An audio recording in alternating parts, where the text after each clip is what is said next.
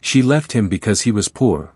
No money, no status, no future. At least, that's what everyone told her. So despite his love, despite his promises, despite the ring hidden in his pocket that night, she walked away and chose a life of comfort instead. And the moment she left, he disappeared from town completely. Years passed, she moved on, got engaged to a wealthy man, lived the perfect life everyone wanted for her. But one night, everything changed. The entire city gathered to welcome a mysterious billionaire returning home after building one of the most powerful companies in the country. Luxury cars arrived. Powerful people stood waiting. Everyone wanted to meet the man who now controlled industries, investments, and fortunes. Then he stepped out of the car, and her heart stopped, because the powerful billionaire everyone admired was the same poor man she abandoned in the rain years ago. In the small town of Oak Ridge, dreams often felt bigger than reality. People worked hard, survived quietly, and hoped life would someday become kinder to them. Most never escaped the limits of the town, but Daniel Carter believed he would, not because he was rich, not because he had connections, but because he carried something stronger than both: determination. Daniel wasn't born into comfort. He lived with his widowed mother in a tiny rented house near the edge of town. Their roof leaked during heavy rain, their furniture was old, and some days money barely lasted until nightfall. But despite everything, Daniel smiled often, worked harder than anyone around him, and loved deeply. Especially one person, Sophia Bennett, the girl who once promised she would never leave him. Sophia came from a different world. Her family owned businesses, properties, and influence throughout Oak Ridge. She grew up surrounded by comfort while Daniel learned how to survive with almost nothing. Yet somehow, they fell in love. At first, people called it young romance, something temporary, something unrealistic. But Daniel believed it was real, completely real. Every evening, after finishing work at a local repair shop, Daniel would meet Sophia near the old lake outside town. That place became theirs, a quiet escape from judgment. One evening, as the sunset painted the water gold, Sophia leaned against him softly. "Do you ever feel scared?" she asked quietly. Daniel smiled faintly. "About what?" "The future." He looked toward the lake calmly. "Every day." Sophia frowned slightly. "Then why do you still smile like nothing bothers you?" Daniel chuckled softly. "Because I believe things can change." Sophia wanted to believe that too. She really did. But slowly, reality became louder than love. Her parents hated the relationship. Especially her father. "That boy has nothing," he told her repeatedly. "No status, no future, no name." Sophia argued at first, defended Daniel, cried for him. But over time, pressure began changing her. Her friends didn't help either. "You're too beautiful for this struggle. You'll waste your life. Love doesn't pay bills." The words followed her everywhere. And eventually, they began living inside her mind. Meanwhile, Daniel kept working harder. Longer hours, multiple jobs, anything to build a future worthy of her. One rainy afternoon, he arrived at the lake late, exhausted from work but smiling. In his pocket was a small box, not expensive, not perfect, but meaningful. A ring. He spotted Sophia standing near the water waiting for him. But something immediately felt wrong. She looked distant, cold, unlike herself. Daniel approached slowly. "You've been waiting long?" he asked gently. Sophia didn't answer immediately. Instead, she stared at the lake silently. Finally, she spoke. "My father was right." The words confused him instantly. "What?" She turned toward him slowly, her eyes already emotional. "This life," she whispered. "I can't do this anymore." Daniel felt his chest tighten. "Sophia. I'm tired," she interrupted softly. "Tired of struggling before life has even started." Rain began falling harder around them, but neither moved. Daniel shook his head slightly. "We'll get through this." But Sophia's eyes filled with tears. "That's what you always say." He stepped closer. "Because it's true." But then she said the words that changed everything. "Love isn't enough." Silence. Heavy. Painful. Daniel looked at her as if the world had suddenly stopped. Because those words didn't sound like Sophia anymore. They sounded like fear, pressure, defeat. "I can build something," he said desperately. "Just give me time." Sophia closed her eyes briefly. "We don't have time." Daniel's hand slowly tightened around the small ring box inside his pocket. "You're leaving me?" he asked quietly. Sophia's tears finally fell. But she nodded. And in that moment, something inside Daniel broke. Not loudly, not visibly, but deeply. He slowly removed the ring box from his pocket. Sophia saw it immediately. Her breath caught. You were going to. Daniel gave a small, painful smile. Yeah. For a moment, Sophia looked like she might change her mind. But then, the sound of a luxury car approaching interrupted the silence. Her father's driver. Waiting. Reality had arrived. Sophia stepped backward slowly, crying now. I'm sorry. Daniel nodded once, but said nothing. Because sometimes, pain becomes too deep for words. Sophia turned and walked toward the waiting car, step by step, leaving behind the man who loved her more than anything.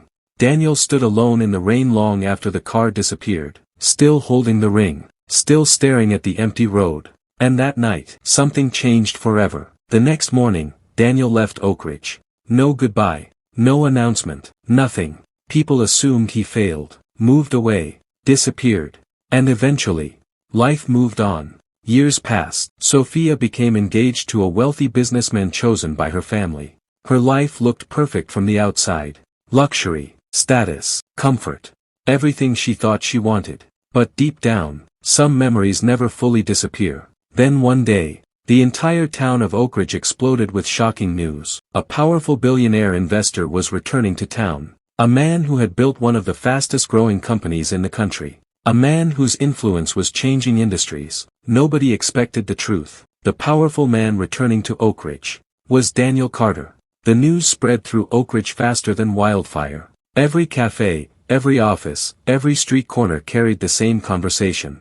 Daniel Carter is coming back. The billionaire, the owner of Carter Global. No way, the same Daniel. People could hardly believe it. Because in their minds, Daniel was still the poor young man who used to repair broken machines at the old workshop near the highway. Quiet, humble, forgettable. But now his name appeared in magazines, business interviews, and financial headlines across the country. People called him one of the most influential entrepreneurs in modern business. His company had expanded internationally. Luxury hotels, technology firms, real estate projects, investments worth billions. And suddenly, the town that once overlooked him couldn't stop talking about him. Sophia heard the news while sitting at a restaurant with her fiancé, Richard Hale. Richard was everything her parents once wanted for her. Wealthy, well-connected, confident, the perfect choice, at least on paper. You look distracted, Richard said while checking messages on his phone. Sophia forced a small smile. Just tired. But she wasn't tired. She was shaken. Because the moment she heard Daniel's name again, something inside her came alive after years of silence. Memories she tried to bury suddenly returned all at once. The lake, the rain, the ring, the goodbye. And no matter how hard she tried, she couldn't stop thinking about him. That evening, Sophia sat alone in her room staring out the window while rain tapped softly against the glass. Just like that night years ago, she remembered Daniel's face when she walked away. Not angry, not hateful, just broken. And somehow that hurt even more. Her thoughts were interrupted by her mother entering the room. You heard the news? Her mother asked carefully. Sophia nodded silently. Her mother sighed. It's strange how life works. Sophia looked down quietly, because she knew what her mother truly meant. Years ago, Daniel wasn't considered good enough. Now the entire town admired him, respected him, wanted connections with him. Will he stay long? Sophia asked softly. Her mother shrugged. He's funding a massive redevelopment project here.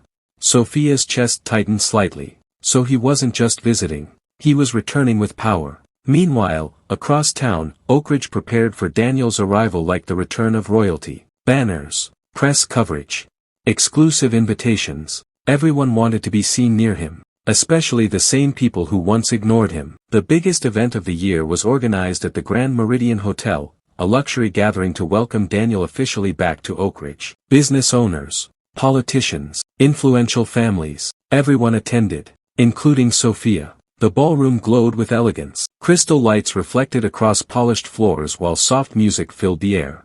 People spoke excitedly about Daniel's success. But one question remained everywhere. What will he be like now? Sophia stood quietly near the balcony, trying to calm her racing thoughts. Richard adjusted his expensive suit confidently beside her. You okay? He asked. She nodded automatically. But she wasn't okay. Not even close. Then suddenly, the atmosphere changed. At the entrance of the ballroom, security straightened immediately. Conversations slowed, heads turned, and Daniel Carter walked in. The entire room fell silent. Sophia's breath caught instantly, because the man entering the ballroom barely resembled the young mechanic she remembered. Daniel moved calmly through the room wearing a perfectly tailored black suit. Elegant, confident, powerful, but not arrogant, never arrogant. People stepped aside naturally as he walked. Executives greeted him respectfully. Politicians smiled nervously. Even wealthy businessmen who once mocked him now looked eager for his attention. But Daniel remained calm, controlled, unshaken by the admiration surrounding him. Sophia couldn't look away, because beneath the success, she still saw traces of the man she once loved. Then something unexpected happened. As Daniel greeted several important guests, his eyes lifted, and met hers. Everything else disappeared. The music, the crowd, the noise, gone. For one long moment, neither of them moved. Sophia's heart pounded painfully inside her chest, because suddenly, years no longer mattered. Daniel's expression remained unreadable. Not cold, not emotional, just calm, too calm. Then slowly, he looked away, and continued walking. That hurt more than she expected. Richard noticed immediately. "You know him?" he asked. Sophia hesitated. "We used to." Richard frowned slightly but said nothing more. The evening continued, but the tension inside Sophia only grew stronger. Everywhere Daniel moved, attention followed. People laughed at his jokes, listened carefully to his words, treated him like someone extraordinary. And the hardest part, he carried it all effortlessly. Not once did he try to prove himself, because now, he didn't need to. Later in the evening, the host invited Daniel onto the stage for a speech. The applause was thunderous. Daniel stood at the podium calmly, scanning the room briefly before speaking. "I'm grateful to be back in Oak Ridge," he began. His voice was steady, confident, familiar. "This town shaped part of who I became." People listened carefully, completely silent. "There was a time," Daniel continued, "when I had nothing except ambition." A few people shifted uncomfortably, because they remembered. "But sometimes," he said, "losing everything becomes the reason you build something greater." Sophia felt those words deeply, because somehow, they felt directed at her. Daniel paused briefly, then added quietly, "Pain can either destroy a person, or transform them." The room erupted into applause, but Sophia couldn't clap, because tears had already formed in her eyes. For the first time in years, she realized something terrifying. She hadn't just lost a poor man, she had lost the one person who truly loved her before status ever mattered. And now, he had returned more powerful than anyone she knew. But emotionally, he felt further away than ever before. After Daniel's speech, the ballroom remained alive with admiration. People surrounded him constantly. Businessmen offered partnerships. Politicians asked for meetings. Guests competed for his attention. But through all the noise, Sophia could only think about one thing. The man standing in front of everyone tonight, was once the same man standing alone in the rain, begging her not to leave. And she walked away. The realization hurt more now than it did years ago. Because back then, she convinced herself she made the practical choice. The safe choice. The smart choice. But now she wasn't so sure. Later that evening, while guests continued celebrating inside the ballroom, Sophia quietly stepped outside onto the large terrace overlooking the city lights. The cool night air helped slightly. But not enough. Her thoughts were too loud. "You still disappear when things overwhelm you." The voice behind her froze her instantly. "Daniel." Sophia turned slowly. There he stood, hands in his pockets, calm expression, the city lights reflecting softly behind him. For a second, neither spoke, because some silences carry years inside them. "You remember that?" she asked quietly. Daniel gave a faint smile. "I remember a lot of things." The answer hit deeper than she expected. Sophia looked down briefly. "I didn't think you'd come out here." Daniel stepped beside the railing calmly. "I almost didn't." Again. Honest, simple, careful. The silence returned. But this time it felt heavier, more personal. Finally, Sophia gathered the courage to ask the question living inside her all night. "Did you hate me?" Daniel looked toward the city quietly before answering. For a while, he admitted softly. The honesty hurt, but she deserved it. Sophia nodded slowly. "I hated myself too." Daniel glanced at her briefly. And for the first time that night, some of the emotional distance between them cracked slightly. "I was scared," she admitted quietly. Scared of struggling, scared of disappointing everyone, scared of a future that felt uncertain. Tears slowly filled her eyes, and instead of fighting for us, I gave up. Daniel listened silently. No interruption. No anger. You broke me that night, he said eventually. The words were calm, but devastating. Sophia closed her eyes briefly, because hearing his pain directly hurt more than any punishment could. I know, she whispered. Daniel leaned slightly against the railing, his expression thoughtful now. You know what the hardest part was? Sophia looked at him carefully. It wasn't losing you, he said. It was believing for a while that maybe everyone was right about me. The words shattered something inside her. Because she suddenly understood. Her leaving didn't just break his heart. It damaged the way he saw himself. But then, Daniel continued quietly. I realized something. Sophia waited silently. People who only believe in you after success. A pause. Never truly believed in you at all. The truth landed painfully between them. Sophia wiped her tears slowly. I was wrong, she admitted. Not because you became successful, but because I stopped believing in you when things were hard. Daniel looked at her carefully. And for the first time that evening, there was emotion visible in his eyes too. Not anger. Not bitterness. Just old pain that never fully disappeared. Inside the ballroom, laughter and music continued faintly in the background. But out on the terrace, it felt like only the two of them existed. Sophia finally asked the question she feared most. Are you happy now? Daniel thought for a moment before answering. Yes. The answer was immediate, real, and strangely, that hurt her too. Because it confirmed something important. He no longer needed her to complete his life. Years ago, Daniel loved her with everything he had. But pain changed people. Growth changed people. Life changed people. I used to imagine this moment differently, Sophia admitted softly. Daniel raised an eyebrow slightly. How? She gave a weak smile through tears. I thought if you ever became successful, maybe you'd come back angry. Maybe you'd want revenge. Maybe you'd want me to regret leaving. Daniel smiled faintly. And do you? Sophia looked down. Every day. The honesty lingered heavily between them. Daniel remained silent for a moment, then quietly said, the strange thing is, if you never left me, I might never have become who I am today. Sophia looked up slowly. That pain forced me to grow, he continued. It forced me to stop depending on anyone else believing in me. The words carried no blame anymore. Only truth. Sophia realized then that Daniel had already made peace with the past, while she was still trapped inside it. Richard suddenly appeared near the terrace entrance, his expression uncertain after noticing the emotional atmosphere. Sophia, he called carefully, people are looking for you. Sophia turned slightly, then back toward Daniel. And in that moment, reality became painfully clear. Daniel and Sophia were no longer the same people who stood by the lake years ago. Too much had changed. Too much had been lost. Daniel stepped back slightly. I should go. Sophia's heart tightened immediately. Because somehow, it felt like goodbye all over again. Daniel, she whispered softly. He paused. I really did love you. Daniel looked at her for one long quiet moment, then nodded gently. I know. No anger. No revenge.